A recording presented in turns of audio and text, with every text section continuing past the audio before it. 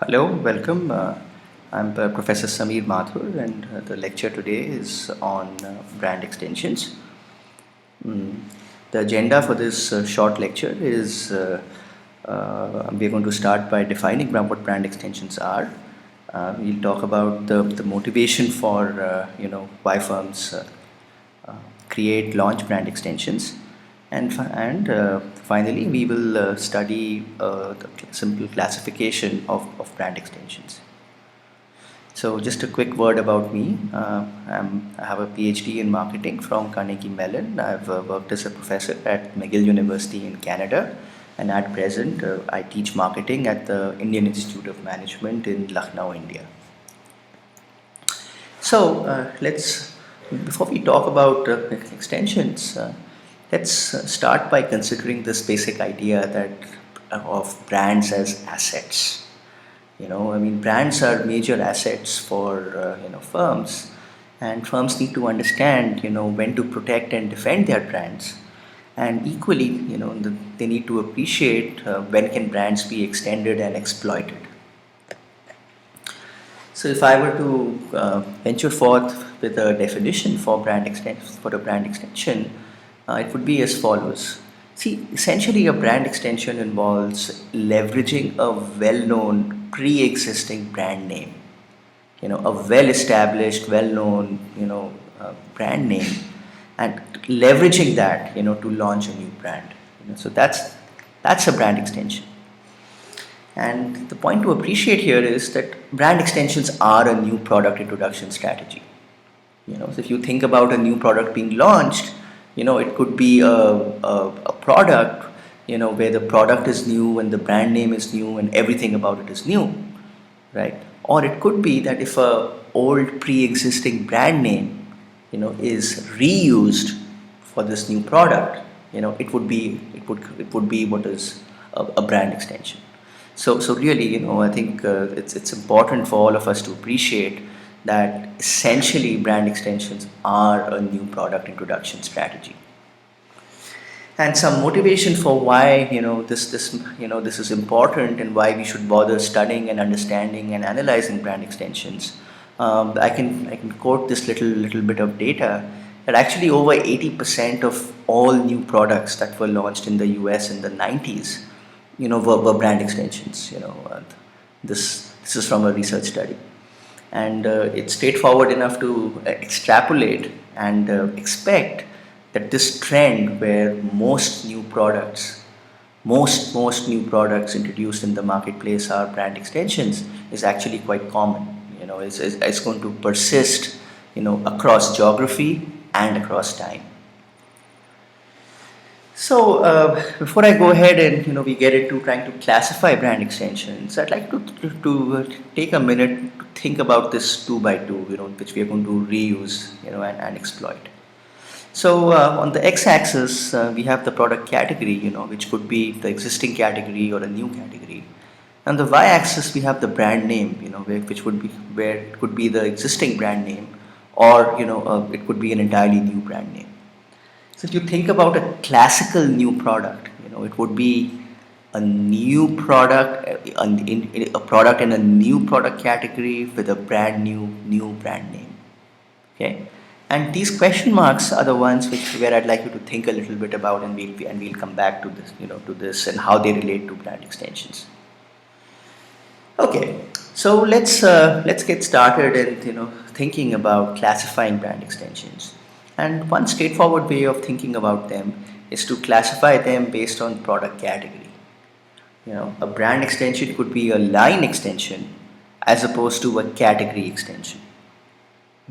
And as the name suggests, if the brand extension happens within the same category, like a new flavor of a pre-existing brand, that would be a line extension. Now, in contrast, if the brand is extended and the new product created belongs to a new category, a different product category as the pre-existing brand, that would be a category extension. So what we're going to do now is to study one or two very simple examples to zero in and to clarify these how line extensions differ from category extensions. So right here is the canonical line extension.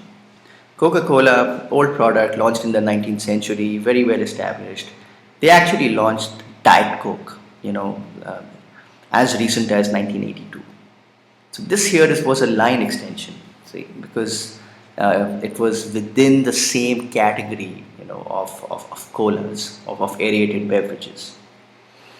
Consider this other example. The Dove, well-known Dove beauty cream bar was launched in 1957. Well-established, high-end bathing bar soap, and Dove went ahead and actually extended their Dove brand into the shampoo category, in 2002.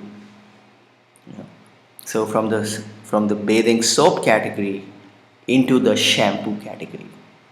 So this was an example of a category extension. Okay, so we are making good progress here. We've defined what brand extensions are. We've discussed the motivation for brand extensions. We've seen a simple classification of brand extensions. And so in the next few minutes, what I'd like to do, is talk a little more about category extensions. I'd like to give you a few examples of category extensions. So one simple example of category extensions are when they are just complementary products, right? There's Colgate toothpaste, and then Colgate goes ahead and creates a complementary product, the Colgate brand of toothbrush. So the toothbrush complementing the toothpaste. Another example of category extensions is what would be called like a new form, where like if you consider this example, like the Dole brand of juice, it's a well-known North American brand of juice. They went ahead and did a category extension of fruit juice flavored ice cream candy bars, right? So they created a new form of their pre-existing old product. They extended the Dole brand of juice into the Dole brand of fruit juice flavored ice cream. The third style of category extensions is where they retarget the same target segment. So a good example of that would be Harley Davidson. Now the Harleys are well known as makers of these exotic, wonderfully well designed, attractive motorbikes, right? So it's a great psychographic segmentation story here, right? Where the Harley users group is really active and really they're totally in love with the Harley community and the Harley brand and their Harley bikes. So some years back, Harley Davidson launched Harley Davidson branded apparel, these jackets and accessories, for bikers to wear, when they would go riding on their bikes. So it's the same target segment, it's the same customers, right? And although the motorbike category may have nothing much in common with clothes, but here it made wonderful, perfect sense, for Harley to do this. Lastly, we can think about category extension examples as that firms have the same corporate expertise, right? So let me give you an example of BIC. Now BIC is a well-known brand, and they are experts in handling and manufacturing cheap plastic, right? The BIC ball pen is classic, right? These really inexpensive, disposable ball pens made of inexpensive, cheap plastic. So a few years back, BIC went ahead and leveraged their corporate expertise in handling, in manufacturing based on cheap plastic, into doing a category extension, creating disposable plastic razors to be precise. Okay, I think with this background, I think we are ready to go back to this two by two figure and think about what might be such, appear here, and in these question marks.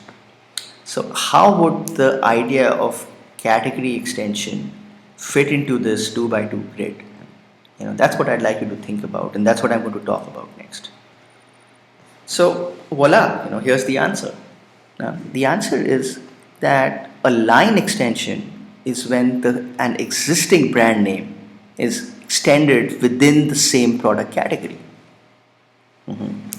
Now, the other kind of brand extension we've studied about is the category extension. This is again the existing brand name launched into a new product category. So that's a category extension for you. And now this term here is alien to this lecture. It's about it's what is called a flanker brand. Where within an existing product category, a firm goes ahead and launches a second brand. A second brand. P&G makes Tide, but then P&G would also make the Wheel brand of detergent. So that would be like a flanker brand. But really, this brief lecture was, talking about flanker brands is going a little beyond the scope of this lecture. And jointly here, the line extensions and category extensions, jointly they refer to this whole idea of a brand extension. So with that, if I could quickly summarize what we've talked about, we've talked about brand extensions today. We've defined what a brand extension is. We've discussed some motivation for brand extensions, how they are a new product strategy, and how really 80% of new products are actually, brand extensions, and hence it's motivating to study about them. And thirdly, we saw a simple classification of brand extensions, where they could be either line extensions or category extensions. So, well, folks, that's all I have for, in this session, and I look forward to hearing, to having you listen in on another of my lectures. So right here, it's Professor Sameer Mathur signing off for now. Thank you. See you soon. Bye.